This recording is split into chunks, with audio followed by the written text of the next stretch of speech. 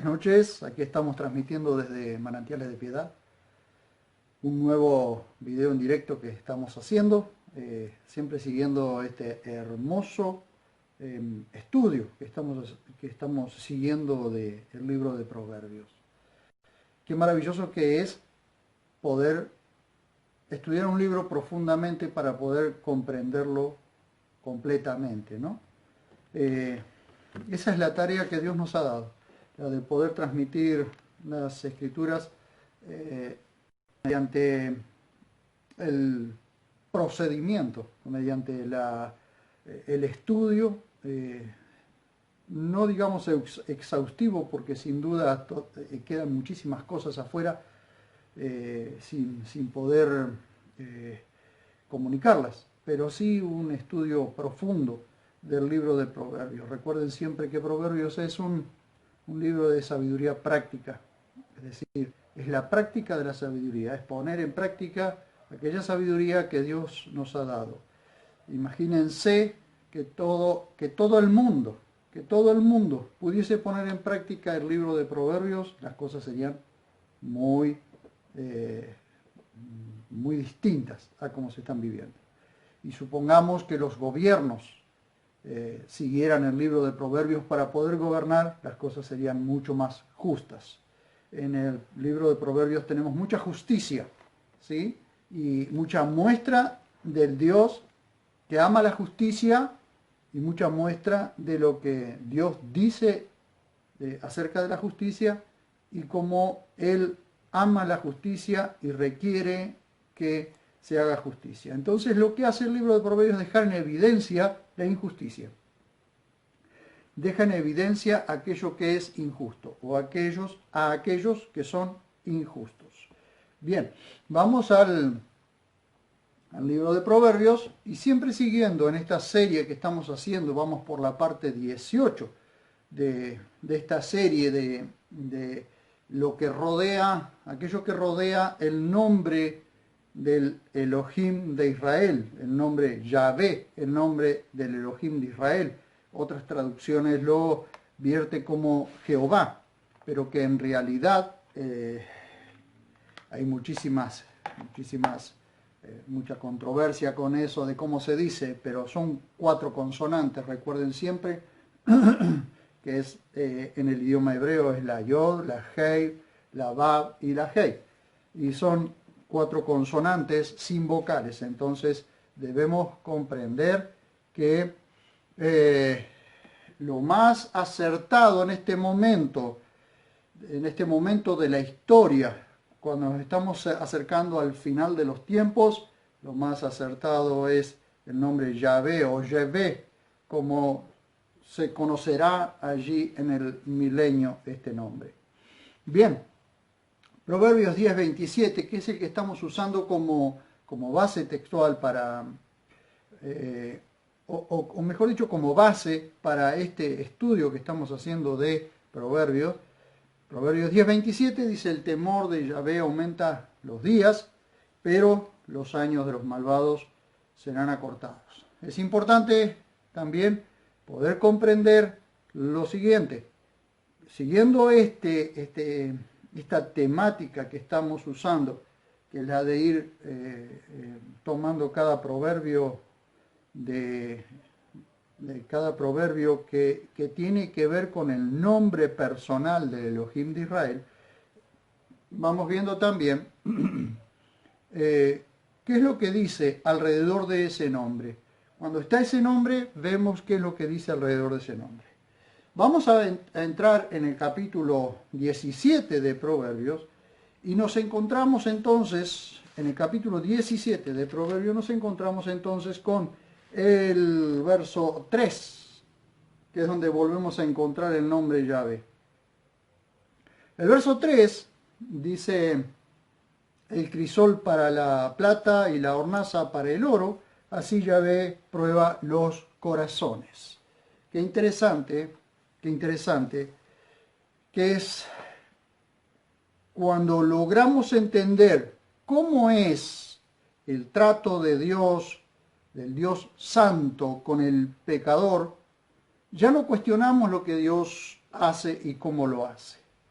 cuando logramos entender cómo es el trato del Dios Santo con el pecador, ya no cuestionamos lo que Dios hace y cómo lo hace. ¿Por qué?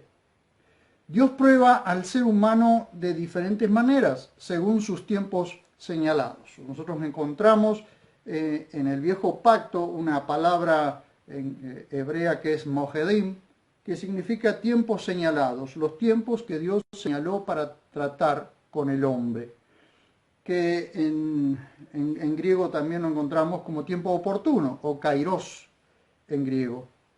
Entonces tenemos tiempos señalados, o mojedim en hebreo, y tiempo oportuno, kairos en griego. Entonces el proverbista muestra que así como los metales son expuestos a muy altas temperaturas y son fundidos para separar la escoria, es decir, lo que no sirve dentro del metal, la plata es fundida en un recipiente llamado crisol que separa una y otra vez la plata de la escoria hasta lograr lo que comúnmente se la denomina plata pura o plata 900.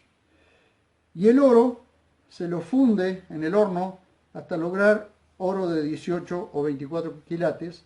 Así Dios prueba el corazón del ser humano por medio del sufrimiento y las aflicciones. Es una mentira eso que ciertos predicadores o ciertas enseñanzas de que Dios nos llamó a ser felices, Dios nos llamó a ser prosperados, a ser prósperos, Dios nos llamó a no nos llamó al sufrimiento. Es una mentira eso porque el apóstol Pedro, el mismo apóstol Pedro dice que los mismos sufrimientos los va sufriendo toda la hermandad en todo el mundo. Así que yo puedo sufrir quizás algunas cosas diferentes, pero el sufrimiento es el mismo. Básicamente, el sufrimiento es el mismo que el que vive cualquier hermano en cualquier parte del mundo. Porque el sufrimiento es tribulación, y la tribulación es una trituración que Dios hace para separarnos de nuestro ego, de nuestro ego alto, ¿sí? De nuestra soberbia, de nuestro orgullo. Entonces Dios trata con eso. Dios va a tratar con nuestra soberbia, con nuestra arrogancia, con nuestro orgullo. De alguna forma, la persona que se monta sobre su orgullo, de alguna forma, en algún momento, va a caer. Porque escuchaba hace algún tiempo, a nosotros los argentinos nos tildan de soberbios o nos tildan de orgullosos. Entonces, en forma de chiste decían, ¿cómo se suicida un argentino? Y un argentino se suicida subiéndose a su ego y arrojándose de allí, porque parece que los argentinos tenemos el ego muy alto. Pero en realidad es un problema humano, un problema de toda la humanidad, ser el orgullo, la soberbia, el creer que no necesita a Dios. Entonces, Dios, por medio del sufrimiento y las aflicciones, Dios prueba el corazón del ser humano. Hemos explicado en videos anteriores que las tribulaciones a las que muchas veces nos vemos expuestos sirven para triturar el ego, ¿sí? Para triturar el yo, que tantas veces nos daña a nosotros y a los demás. Recuerden que muchas veces nuestro ego puede dañar, no solo nos puede dañar a nosotros, sino que daña al otro, al que está más cerca nuestro muchas veces. ¿Por qué? Porque somos nosotros los que estamos subidos al caballo de la soberbia y miramos muchas veces a los demás desde ahí arriba. Entonces Dios tiene que tratar con ese tipo de cosas. Lo primero que tenemos que ver en este proverbio es la traducción. En la mayoría de las traducciones aparece el adversativo. Cuando ustedes observan el capítulo 17, verso 3, van a encontrar un adversativo, el adversativo pero, en lugar de traducir así. Entonces, el crisol para la plata y la hornaza para el oro, y algunas traducciones traducen, pero Yahvé prueba los corazones. Pero en realidad queda descolocado el adversativo pero. Entonces, ¿cuál es la correcta traducción para poder entender este proverbio mucho más profundamente y mejor? Entonces, allí, en lugar de traducir, pero, se debe traducir así. Entonces queda el crisol para la plata y la hornaza para el oro, así Yahvé prueba los corazones. Porque de esta forma es un proverbio por comparación. No es contraste, es comparación, comparativo. Así Yahvé prueba los corazones como el crisol es para la plata y la hornaza para el oro. Ahí lo podemos entender mucho mejor. Entonces, si alguna traducción tiene el adversativo pero, queda como descolocado, porque adversa lo que dice anteriormente. Quedando así, entonces con el adversativo pero, queda adversada la primera parte con respecto a la segunda. Sin embargo, si se traduce así, la primera parte se compara con la segunda, entonces leemos así como los metales, como la plata y el oro se funden a altas temperaturas para separar lo bueno de lo malo, así Dios pone al hombre en el horno de la prueba a muy altas temperaturas para separar lo bueno de lo malo. ¿Bien? Entonces se puede comprender mucho mejor.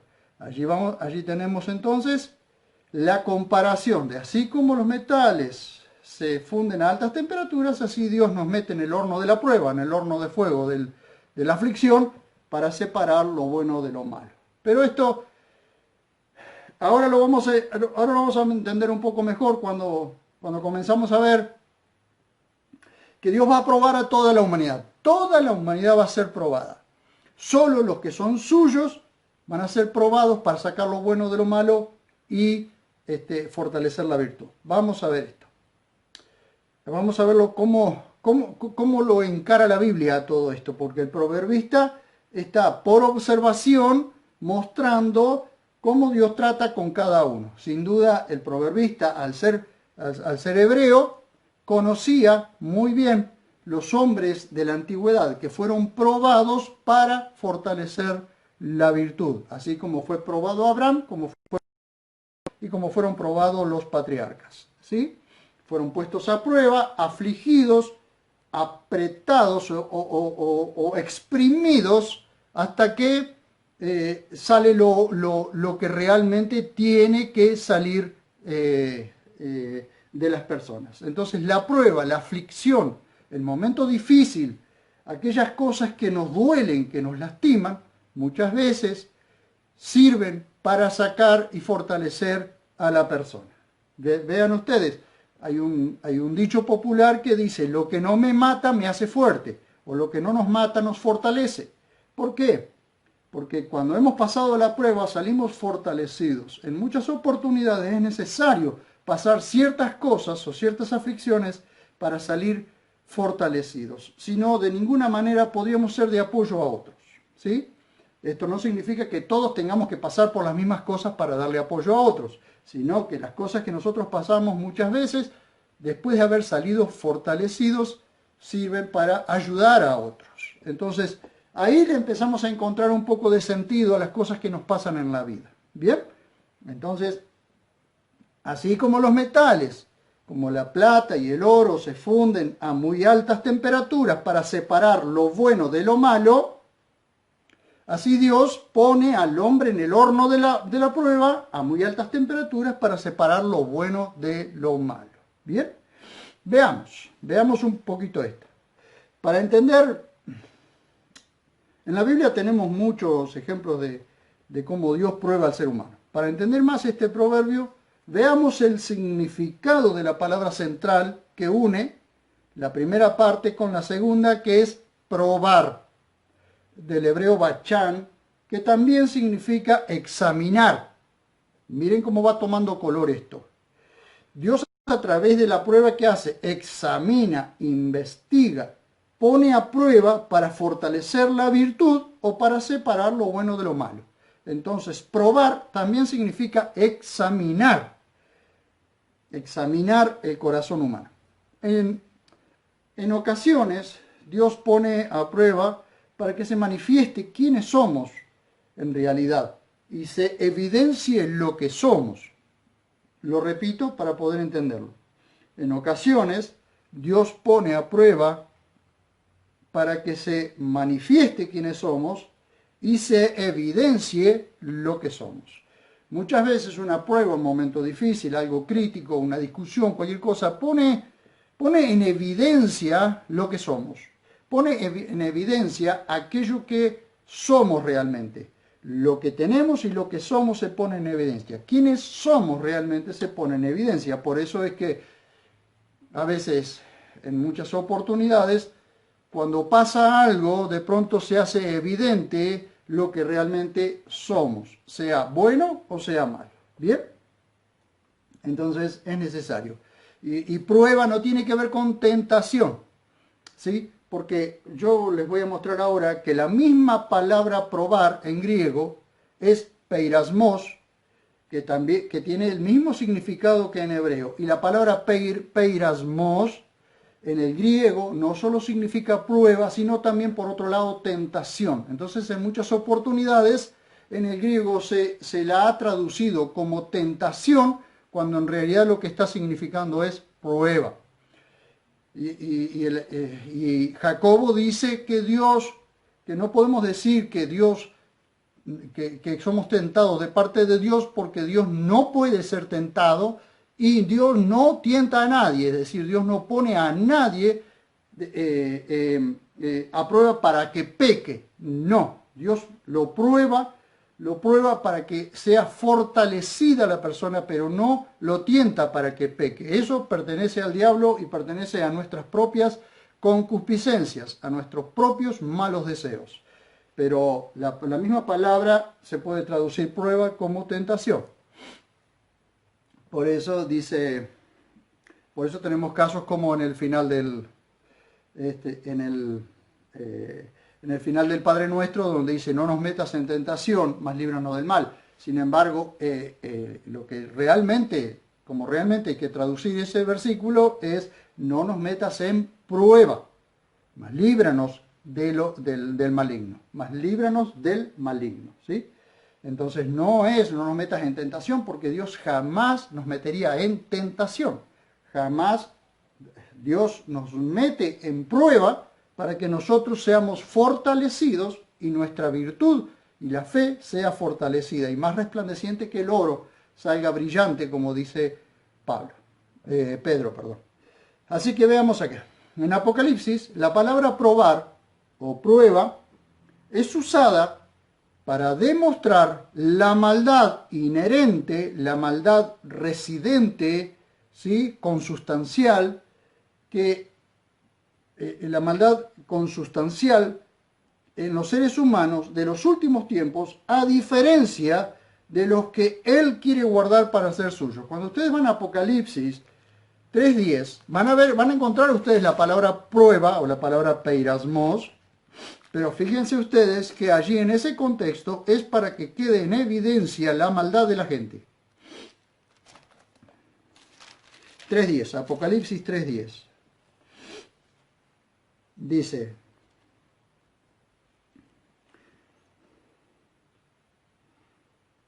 por cuanto has guardado la palabra de mi paciencia, yo también te guardaré de la hora de la prueba que está a punto de venir sobre el mundo entero para probar a los que moran en la tierra. ¿Ven? Entonces, ¿qué sucede? Dios a los suyos, Dios los guarda, los guardará, los cuidará, se los llevará, los pondrá aparte para que no tengan que pasar la misma prueba que tendrá que pasar el mundo entero cuando sea probado por Dios, para que la maldad inherente, que será consustancial con los seres humanos de los últimos tiempos, de los tiempos después del arrebatamiento, allí Dios pondrá a prueba toda la humanidad para mostrar y que quede demostrado la maldad que la gente del último tiempo tendrá en sí mismo. Entonces Dios va a sacar del mundo a los suyos, aún dentro de la tribulación o de la gran tribulación, Dios sacará a los suyos, ¿cómo? Y por medio de la muerte, porque muchos morirán, muchos que no se dejen marcar por la marca de la bestia, ni adorarán a la bestia, ni adorarán a esa gran bestia, o esa gran estatua, o esa gran abominación que habrá en los últimos tiempos. Los que no adoren a la bestia serán, porque reconocerán quién es Jesús, serán sacados del mundo por medio de la muerte.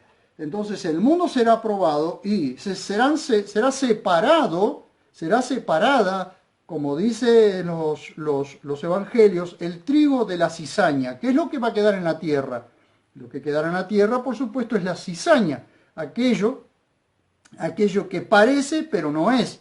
Entonces al separarse queda en evidencia lo que realmente es malo, porque esa es la cuestión de la prueba, la hora de la prueba que vendrá sobre el mundo entero, para probar a los moradores de la tierra. Cuando se refiere a los moradores de la tierra no se está refiriendo a los suyos, se está refiriendo a los que en aquel momento quedarán sobre la tierra. Bien, aquí los moradores de la tierra serán probados y el resultado será negativo, porque observen que en medio de la prueba, en lugar de arrepentirse, ¿qué harán? Blasfemarán contra Dios. Vamos a ver, Apocalipsis 9, 20 y 21. Vimos Apocalipsis 3:10, que Dios guardará a los suyos de la hora de la prueba que vendrá sobre todo el mundo. Ahora, o sobre los moradores de la tierra. Ahora, Dios va a probar a todos los que estén sobre la tierra. ¿Y qué pasará con esa gente? Bien, vamos a ver Apocalipsis 9, 20 y 21. Miren ustedes. Y el resto de los hombres, los que no fueron muertos por estas plagas, tampoco se arrepintieron de las obras de sus manos, para dejar de adorar a los demonios y a los ídolos de oro y plata, y de bronce y de piedra y de madera, los cuales no pueden ver, ni oír, ni andar. Tampoco se arrepintieron, a pesar de lo que está pasando en el mundo en ese momento, tampoco se arrepintieron de sus homicidios, ni de sus hechicerías, ni de su inmoralidad sexual, ni de sus hurtos. Esta será la gente que vivirá en los últimos días antes de la venida del Señor. Fíjense ustedes que a pesar de la dura prueba que estará viviendo allí en Apocalipsis, no se arrepentirán. Lo vemos también en Apocalipsis 16. Apocalipsis 16. Vemos, vamos a ver, verso 8 al 11 y verso 21. Verso 8 al 11 y verso 21. Vemos 16, 8 al 11 y verso 21. El cuarto derramó su copa sobre el sol y le fue dado quemar. Fíjense lo que va a suceder en esos últimos tiempos. El cuarto derramó su copa sobre el sol y le fue dado quemar a los hombres con fuego. Es decir, el calor será tan abrasador que los hombres morirán calcinados. Y los hombres fueron abrasados por el intenso calor y no se arrepintieron. Dice, y blasfemaron el nombre de Dios, que tiene el poder sobre estas plagas, y no se arrepintieron para darle gloria. El quinto derramó su copa sobre el trono de la bestia y su reino quedó oscurecido, es decir, el reino del anticristo. Y se mordían de dolor la lengua, Pero aún así blasfemaron al Dios del cielo por sus dolores y por sus plagas, y no se arrepintieron de sus obras. Verso 21. Dice, y del cielo cayó sobre los hombres un enorme granizo, como del peso de un talento. Así cada granizo pesará alrededor de 37 kilogramos en ese momento. Y fíjense ustedes, y los hombres blasfemaron contra Dios por la plaga del granizo, porque la plaga de este era sobremanera grande. Fíjense ustedes que a pesar de que la humanidad en ese momento va a sufrir los horrores más grandes que la humanidad pudo haber sufrido, el hombre el hombre, por la maldad inherente que tendrá en ese momento, no se arrepentirán. Sin embargo, Dios a los suyos los guardará de esa hora de la prueba. ¿Bien?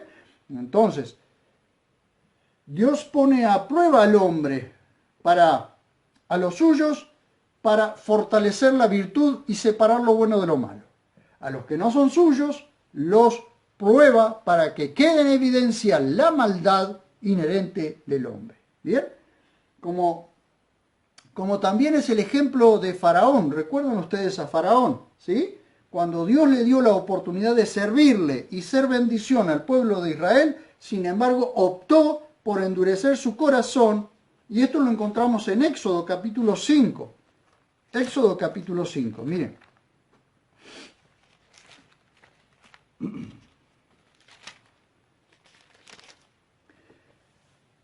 Dios le da la oportunidad, es decir, Faraón primero se endurece contra Dios y contra el pueblo de Dios. Luego Dios, por supuesto, por la maldad inherente en el Faraón, Dios lo termina endureciendo para cumplir su propósito.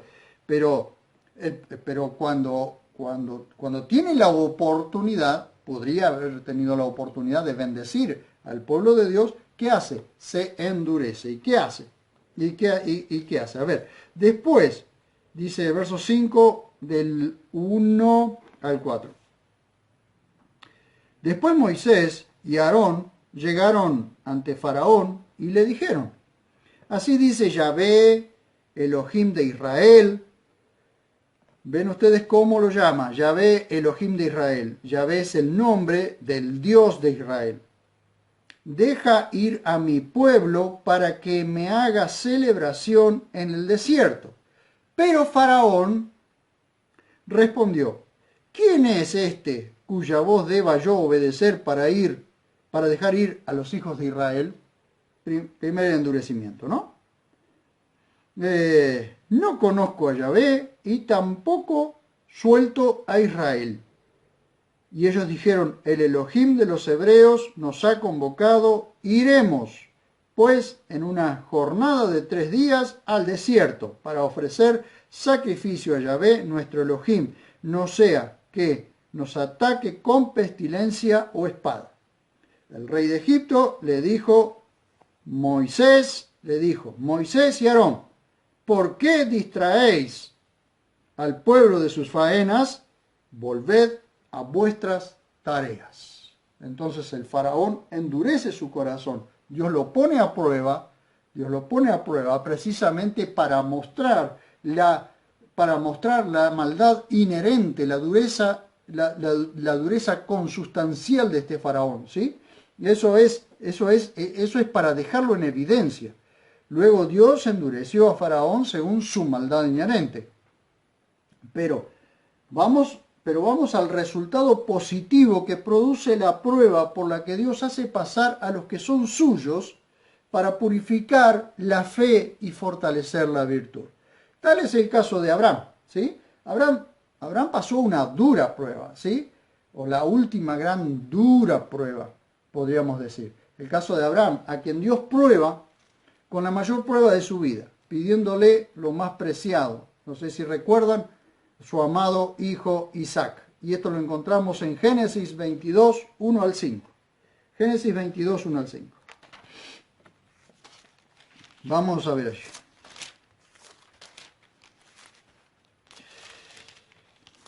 Abraham va a tener que pasar esta durísima prueba cuando Dios le pide su hijo.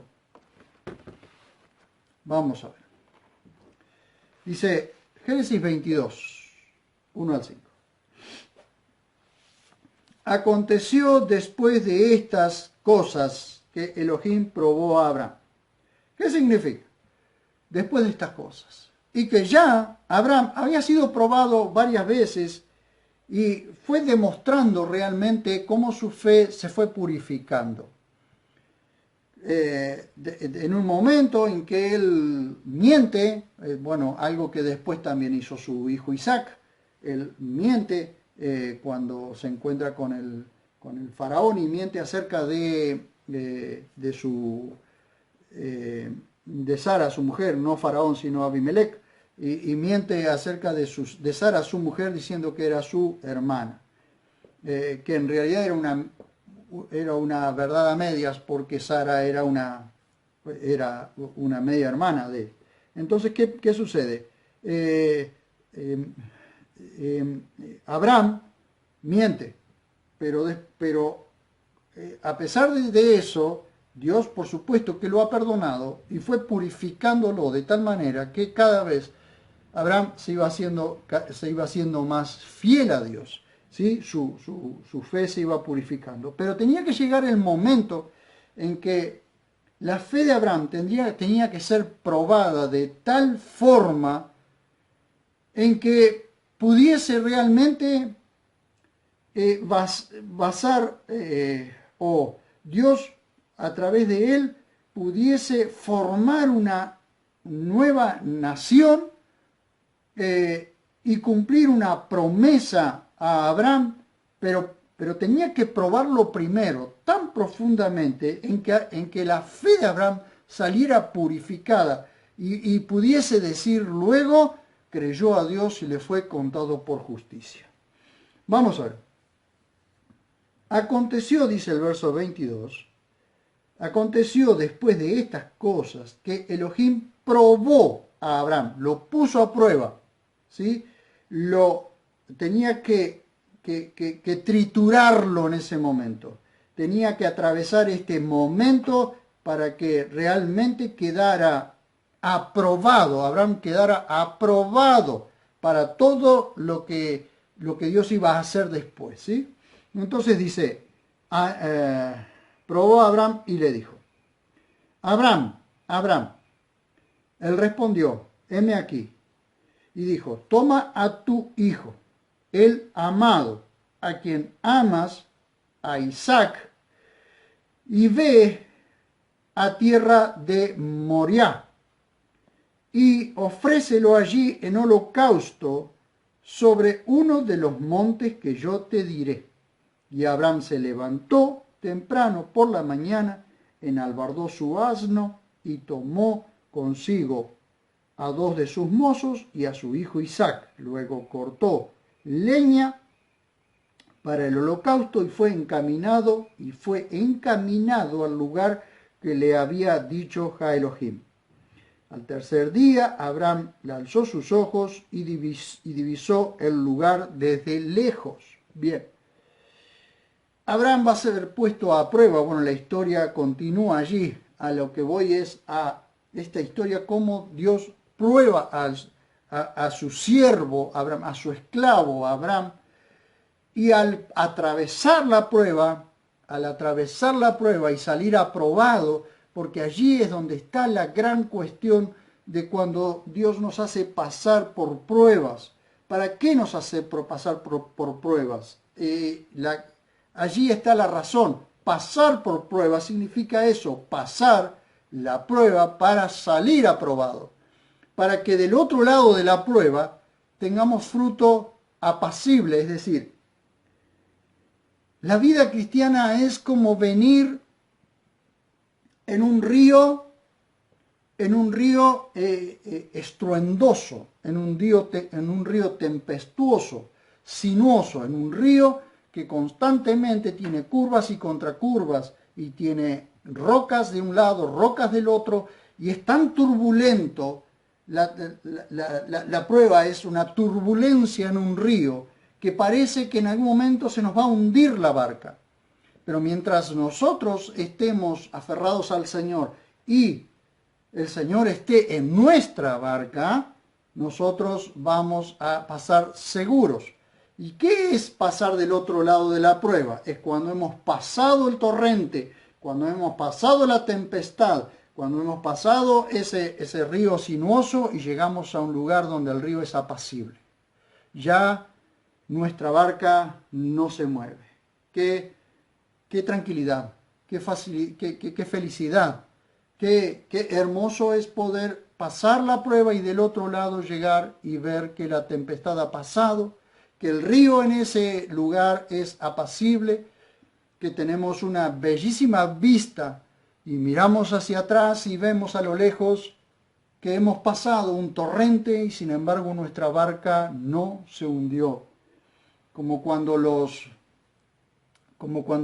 discípulos suben a la barca y Jesús no estaba allí y se levanta esa gran tempestad y Jesús viene caminando sobre las aguas y cuando Jesús ya está en la barca, Él detiene los vientos y la tempestad, o en aquella oportunidad cuando Él está durmiendo y se levanta esa gran tempestad y lo llaman y le dicen, Maestro, dice, levántate que perecemos, y esa tempestad, esos vientos que parece que iban a devorar la barca, se levanta el maestro y le dice, hombres de poca fe, y le dice, y reprende a los vientos y le reprende la tempestad y se hace un tiempo apacible después de haber pasado esa enorme tormenta. Parecía que la barca se iba a hundir, pero el maestro estaba en ella. Y nosotros podemos pasar momentos muy críticos, muy difíciles, momentos en que parece que nuestra barca se va a hundir, parece que nuestra vida está desestabilizándose, momentos tan ajustados, tan feos, que a veces hasta como cuando Lucas relata que yendo con Pablo, dice allí que en un momento en el libro de los Hechos dice que parecía que hasta iban a perder la vida, ya no estimaban ni siquiera que iban a vivir. Sin embargo, Dios, a pesar de eso, los guardó, los cuidó, porque tenían un propósito. Nuestra vida se terminará nuestra vida cuando Dios haya cumplido el propósito que tiene con nosotros. Nosotros cumpliremos el propósito para el cual hemos sido llamados sobre esta tierra. Y Dios va a probarnos una y otra vez. Y no va a probarnos para saber Él qué hay en nuestro corazón, porque Él sabe qué hay en nuestro corazón, sino que Él nos probará para que nuestra fe, más preciosa que el oro, salga brillando del otro lado de la prueba. Por eso es importante poder comprender esto. Fíjense ustedes, entonces Génesis 22, 1 al 5, y fíjense el próximo versículo, el último versículo, dice, y dijo Abraham a sus mozos, quedad aquí con el asno, que yo y el muchacho iremos hasta allí, y nos postraremos y volveremos a vosotros. ¿Estaba siendo probada su fe? Sí. ¿Dios le estaba pidiendo su hijo? Sí. Pero dice el libro de Hebreos que él sabía que Dios se lo iba a devolver, si era necesario se lo iba a devolver de entre los muertos. Porque él confió en que Dios le había hecho una promesa sobre ese hijo y que pasara lo que pasara, Dios se lo iba a cumplir la promesa, aunque tuviese que devolverle a su hijo de entre los muertos, aunque él hubiese tenido que clavar el cuchillo o degollar a su hijo para entregarlo en holocausto, cosa que Dios no se lo permitió. Pero ¿saben una cosa? ¿Saben una cosa? Lo maravilloso de esto. ¿A dónde Dios llamó a Abraham para sacrificar a su hijo? En el monte Moriah. El monte Moriah, o el monte del maestro, el monte del que enseña, porque Moriah viene de moré, de maestro. El monte donde Dios le enseñaría lo que realmente era confiar en él. Ese monte Moriah es donde luego, más de 400 años después, Salomón edificaría el templo. Cerca de ese monte, muy cerquita, pegado a ese monte, Salomón edificaría el templo.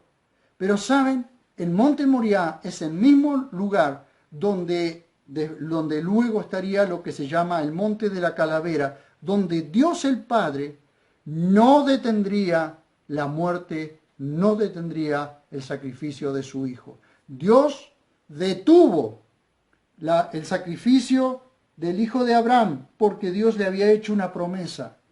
Pero 2000 años después, el Padre pondría a su hijo en el mismo lugar y lo sacrificaría por nosotros.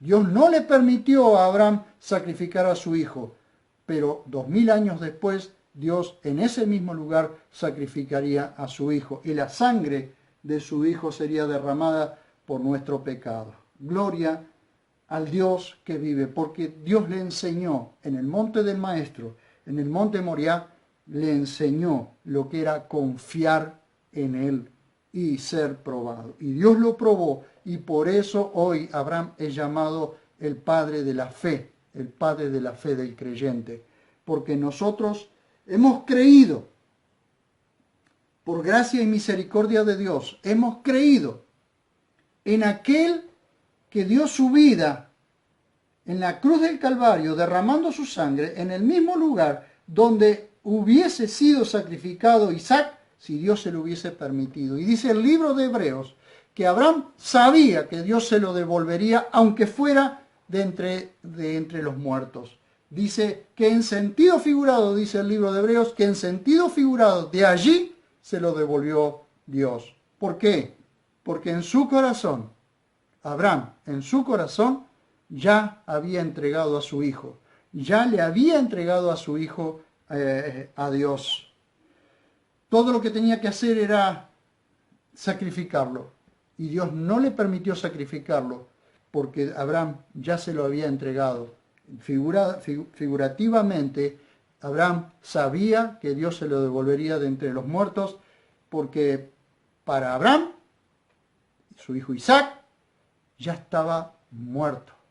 Y sobre ese hijo vino la promesa. Sobre ese hijo, Dios cumplió la promesa. Sobre ese hijo. ¡Qué maravilla que es esto! Entonces, debemos diferenciar cuando Dios prueba a los suyos para fortalecer la virtud o prueba a los malos para dejar en evidencia su maldad. Entonces, volvemos al 17.3 y dice: el crisol para la plata y la hornaza para el oro, así Yahvé prueba los corazones. Los corazones de toda la humanidad serán probados. Los corazones de toda la humanidad serán probados. Fíjense ustedes. Vamos ahora a un proverbio más adelante. El próximo proverbio deja en evidencia y expuesto al juicio del soberano juez justo, que juzga con justo juicio a todo aquel, teniendo la facultad de juzgar con justicia, tuerce la justicia a favor del impío. Tenemos que hilvanar esto. Miren, Proverbios 17:15 dice: el que justifica al impío y el que condena al justo, también, o ambos, igualmente, son abominación a Yahvé. Este versículo muestra que de la justicia de Dios nadie escapará. Así Dios prueba los corazones, así como Dios prueba los corazones, aquí también muestra que como Dios prueba los corazones, también enjuiciará a cada uno conforme al justo juicio de Dios. Dios sabe cómo juzgar con justo juicio porque es el juez justo. Entonces, este versículo muestra que de la justicia de Dios nadie escapará. A nosotros nos parece que Dios no está haciendo nada, pero nadie escapará del justo juicio de Dios. No importa quién sea. Si alguien escucha estas palabras, más vale que actúe en consecuencia antes que sea tarde. Tenemos el caso, por ejemplo, en estos días, tenemos el caso de la ley del aborto. Escuchen bien lo que dice Proverbios 17:15. El que justifica al impío y el que condena al justo, ambos igualmente son abominación a Yahvé. Miren ustedes, tenemos el caso de la ley del aborto. Hoy luchan para matar al inocente que está en el vientre, declarándolo culpable de usurpar el vientre de su madre, mientras los que apoyan la ley del aborto se declaran inocentes y aprueban a los impíos. Ya lo dice Romanos 1:32. No solo las hacen, no solo cometen la injusticia, sino que dan plena aprobación a los que la practican. Hoy justifican, en estos días estamos viendo el caso, ¿no? Justifican a un ladrón que cobardemente ataca a un jubilado que se defiende y condenan al jubilado que se defendió ante un impío que lo atacó. No solo uno, sino que fueron 5, ¿no? Y aunque se pregunten, ¿dónde está Dios cuando pasan estas cosas? La respuesta es tomando nota de todas y cada una de las obras que cada persona está haciendo en vida. La respuesta es, ¿dónde está Dios? ¿Dónde está Dios? ¿Quieren saber dónde está Dios cuando pasa estas cosas? La respuesta es tomando nota de todas y cada una de las cosas que cada persona está haciendo en vida. Dios pagará a cada uno conforme a lo que haga. El proverbista dice, ciertamente no es bueno condenar al justo ni herir a la gente noble que hace lo recto. ¿Sí? Ciertamente no es bueno condenar al justo ni herir a la gente noble que hace lo recto. Y aunque lo escribió Salomón, es palabra del juez justo que juzga con justicia. Dios no está siendo burlado. Todo lo que el hombre siembre, eso cosechará. Así que vean ustedes, si tomamos estos dos proverbios. Miren, uno dice, el que justifica al impío y el que condena al justo, ambos igualmente son abominación a Dios, es decir, son detestables. Dios detesta, Dios aborrece ese tipo de cosas, ¿sí? La injusticia, el que justifica al impío y el que condena al justo, es decir, el que llama bueno al malo y el que llama malo al bueno. Ambos igualmente son abominación a Dios, ¿sí? A Yahvé. Y fíjense que el proverbista dice luego, ciertamente no es bueno condenar al justo ni herir a la gente noble que hace lo recto. Dice, ciertamente no es bueno. ¿Qué significa eso? Que queda expuesto el que condena al justo y el que hiere a la gente noble que hace lo recto, queda expuesto al justo juicio de Dios que juzga con justicia. Y esto, aunque lo escribió Salomón, es palabra del juez justo que juzga con justicia.